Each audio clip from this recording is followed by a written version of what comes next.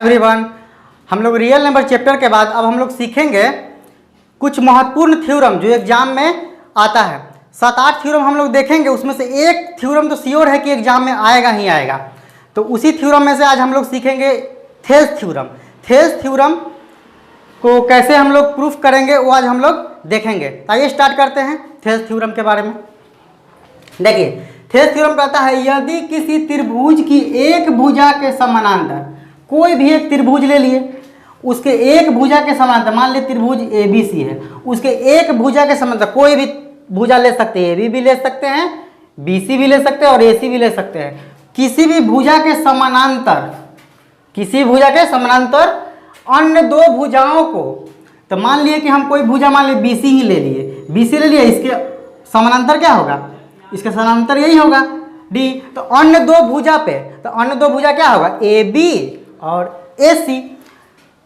तो भिन्न भिन्न बिंदुओं पर प्रतिच्छेद करने के लिए, तो अन्य जो दो भुजा है उस पर प्रतिच्छेद करने के लिए, कहीं पर प्रतिच्छेद करना है, काटना है, क्या किया जाए, करने के लिए रेखा खींची जाए।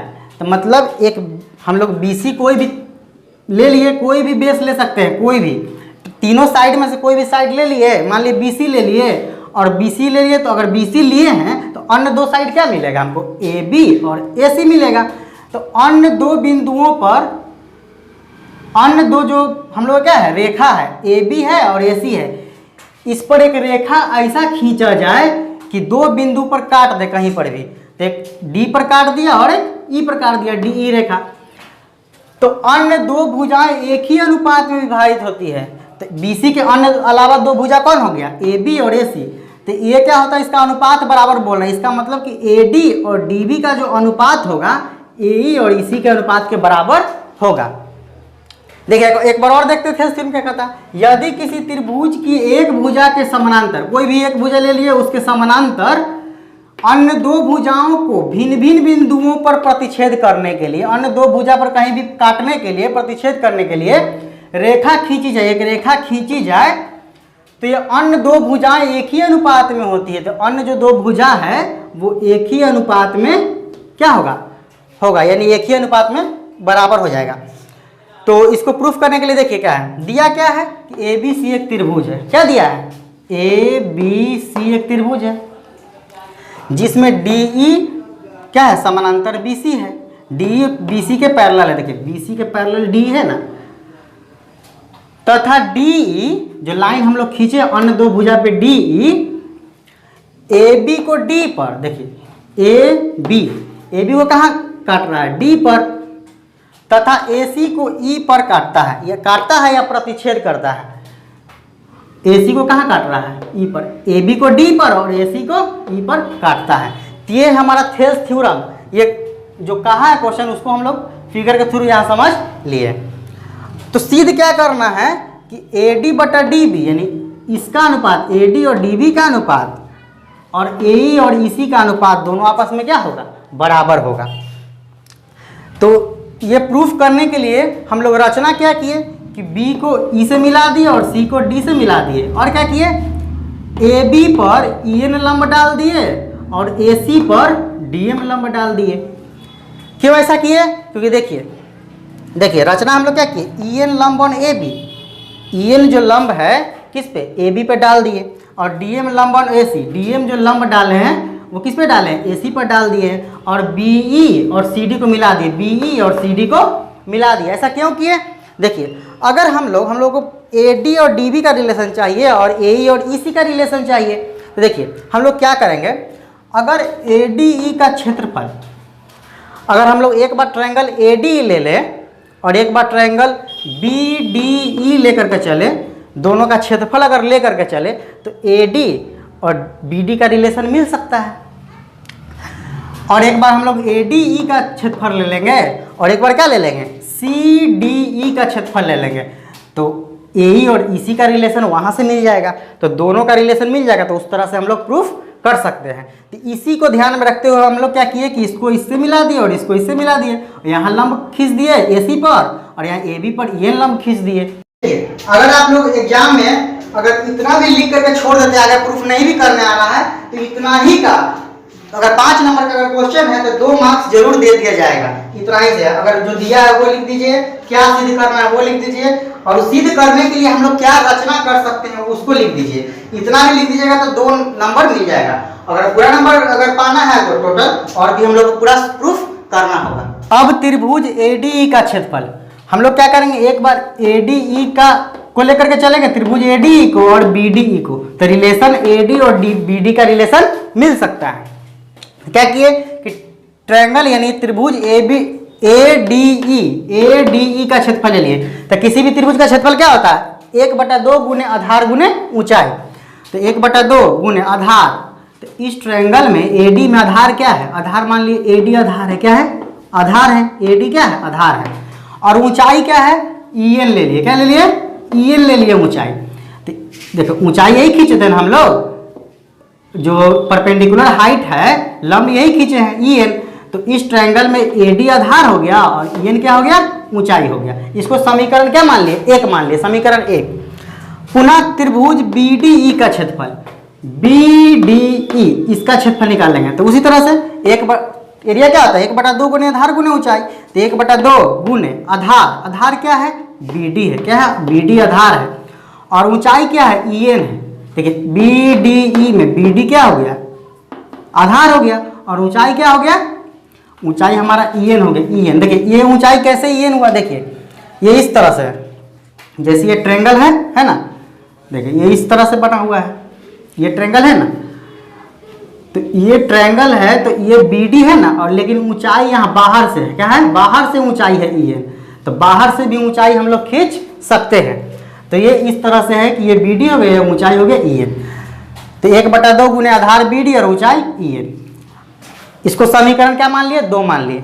अब देखिए इसमें सोचना है कि हम लोग को AD और BD का रिलेशन कैसे आएगा। तो AD और BD का रिलेशन आने के लिए अब सोचिए क्या करेंगे। अगर ये दोनों समीकरण को, समीकरण 1 और समीकरण 2, अगर ये दोनों समीकरण को अगर भाग कर दिया जाए तो 1/2 कट जाएगा, EN क्या होगा कट जाएगा, तो बचेगा क्या AD/BD बचेगा, तो रिलेशन मिल जाएगा ना।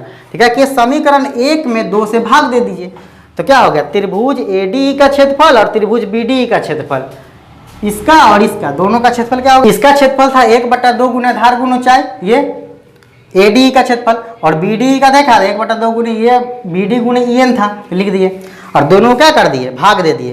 तो 1/2 से 1/2 कट गया और EN से EN कट गया, तो बचा क्या AD/BD। तो AD/BD बचा ना, इसको समीकरण क्या मान लिए हम लोग 3 मान लिए। तो देखिए एक रिलेशन तो मिल गया, अब अगला रिलेशन क्या है हम लोग को AE और EC का रिलेशन चाहिए। तो ये रिलेशन कब मिलेगा, जब हम लोग ट्रायंगल ADE को लेकर के चलेंगे और ट्रायंगल CDE को लेकर के चलेंगे। तो इसको हम लोग फिर देखिए, अब हम लोग ट्रायंगल ADE और CDE को लेकर के देखते हैं। देखिए इसी प्रकार त्रिभुज ADE का क्षेत्रफल और CD का क्षेत्रफल, देखिए ADE और CDE का क्षेत्रफल, जैसे हम लोग ADE का क्षेत्रफल और BDE का क्षेत्रफल लिए थे तो AD और BD का रिलेशन मिला था। उसी प्रकार हम लोग एक बार ADE का क्षेत्रफल और CDE का क्षेत्रफल ले लेंगे तो AE और EC का भी रिलेशन मिल जाएगा।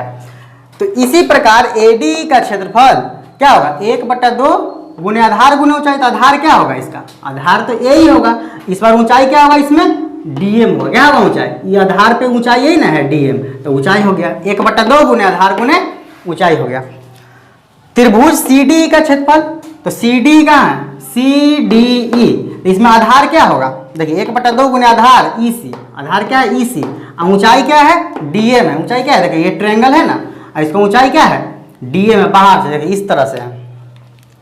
देखिए जैसे ये ट्रायंगल किस तरह से, ऐसे ट्रायंगल है ना ऐसे, और इसका ऊंचाई जो DM है यहाँ से है, यहाँ से ऐसे बाहर से है, तो बाहर से भी ऊंचाई हो सकता है। तो ये ऊंचाई आधार हो गया और ये क्या हो गया ऊंचाई हो गया, तो 1/2 गुने आधार गुने ऊंचाई हो गया।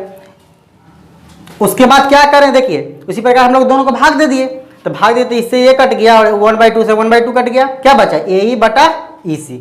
इसको समीकरण हम लोग क्या मान लिए 4 मान लिए। अब देखिए एक चीज, अब चूंकि हम जानते हैं कि एक ही आधार और समान समांतर रेखाओं के बीच बने त्रिभुजों का क्षेत्रफल बराबर होता है। देखिए हम लोग क्या जानते हैं कि एक ही आधार, देखिए ये एक ही आधार से ये ट्रायंगल BDE भी था, देखिए यही आधार है ना, इसी आधार से हम लोग BDE भी खींच दिए ट्रायंगल, और इसी आधार का प्रयोग करके CDE भी है। देखिए ये BDE, इसका आधार क्या है? D आधार है ना, आधार D, और CDE इसका भी आधार क्या है? D है। तो एक ही आधार है ना, तो क्या बोला कि हम चूंकि जानते हैं कि एक ही आधार, यानी इस ट्रायंगल का भी यही आधार है और इस ट्रायंगल का भी CD का भी यही आधार है D, और समान समांतर रेखा के बीच बने त्रिभुजों का क्षेत्रफल क्या होता है? बराबर होता है। तो इसका मतलब क्या हुआ कि एक ही आधार से जो बना ट्रायंगल BDE हो गया और CDE हो गया, दोनों का क्षेत्रफल आपस में क्या हो जाएगा? बराबर हो जाएगा। इसीलिए हम लोग कहते हैं, इसीलिए BDE का क्षेत्रफल बराबर CDE का क्षेत्रफल, इसका क्षेत्रफल और इसका क्षेत्रफल आपस में क्या हो गया? बराबर हो गया। ये भी एक थ्योरम है। तो इस थ्योरम के सहायता से ये लाइन हम लोग लिख सकते हैं ना कि BD का क्षेत्रफल बराबर CD का क्षेत्रफल। इसको समीकरण क्या मान लिए हम लोग? 5 मान लिए। देखिए इसीलिए समीकरण 3 से, अब समीकरण 3 से देखिए, समीकरण 3 हमारा क्या था कि AD का क्षेत्रफल और BD का क्षेत्रफल बराबर AD बटा BD था। तो समीकरण 3 से क्या है? समीकरण 3 तो हमारा यही है। अब देखिए ट्रायंगल AD का क्षेत्रफल, AD तो है, और हम लोग को AD बटा BD तो मिल चुका है, लेकिन चाहिए क्या? चाहिए AE बटा EC चाहिए, ये मिल चुका है। AD बटा DB का अनुपात तो मिल चुका है, चाहिए क्या? AE बटा EC का अनुपात चाहिए। तो ये कहाँ से आए, यही सोचना है कहाँ से इसको लाया जाए। तो देखिए ये तो हम लोगों का मिल चुका है। अब इसमें लेफ्ट हैंड साइड में क्या किया जाए कि हम लोग को AE बटा EC मिल जाए। तो देखिए समीकरण 5 में हम लोग देखे थे कि BD का क्षेत्रफल और CD का क्षेत्रफल क्या है? आपस में बराबर है। BD का क्षेत्रफल और CD का क्षेत्रफल आपस में क्या है? बराबर है, समीकरण 5 से।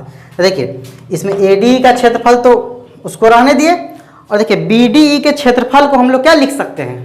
CD के क्षेत्रफल के बराबर लिख सकते हैं कि नहीं लिख सकते हैं? तो इसीलिए BD के क्षेत्रफल के जगह पर लिख दिए CD का क्षेत्रफल। क्या लिख दिया? CD का क्षेत्रफल। ऐसा क्यों लिखे? देखिए, और इधर तो राइट हैंड साइड में AD बटा BD तो है ही, तो ये चीज हम लोग CD का क्षेत्रफल कहाँ से लिखे हैं? समीकरण 5 से। कहाँ से लिखे हैं? समीकरण 5 से लिखे हैं। ठीक है।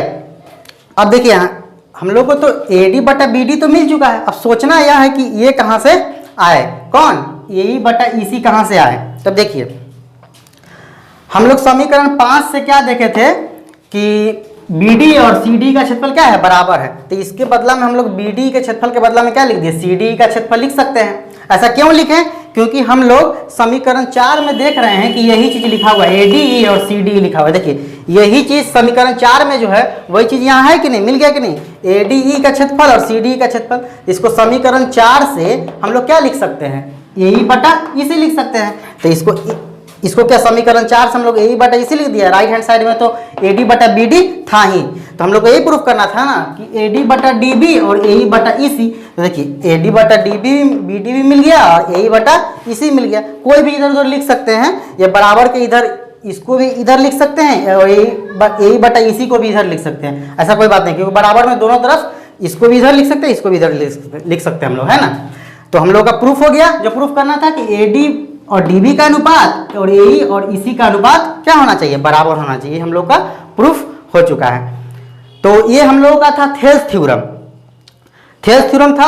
आप लोग को, मुझे पूरा विश्वास है कि आप लोग को ये थ्योरम समझ में आया होगा। और हम लोग अब नेक्स्ट थ्योरम सीखेंगे। थेल्स थ्योरम जो है उसका विलोम, थेल्स थ्योरम का विलोम सीखेंगे। और अब नेक्स्ट वीडियो में मिलते हैं। Thank you very much.